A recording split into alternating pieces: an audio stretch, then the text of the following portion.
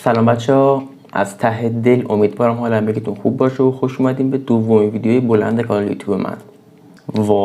واقعا از ته دل نمیخواستم که دومین ویدیو بلند کانال یوتیوبم یه همچین ویدیو بد و غمگینی باشه، ولی خب اتفاقی که افتاده و کارش نمیشه کرد.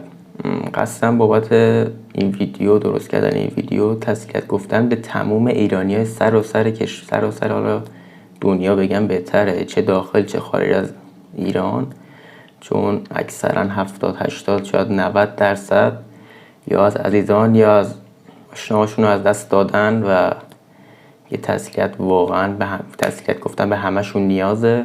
من خودم چند تا از آشناهام، چند تا از همکلاسی‌های قدیمم رو از دست دادم.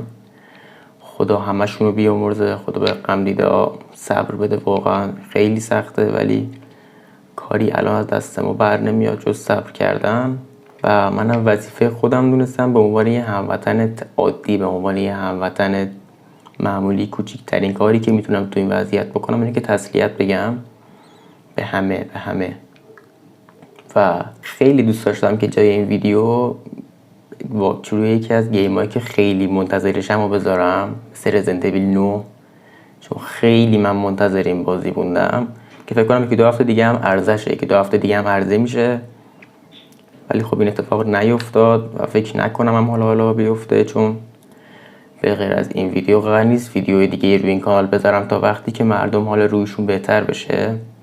چون همونجوری که میدونید من ویدیوی کوتاهم توشون یه ذره میخندم، یعنی اکثرا که توشون قشنگ میخندم، ولی بعضیاشون هم یه لبخند خیلی ریزی رو لبام هست و الان اصلا جای خندیدن نیست تو این وضعیت.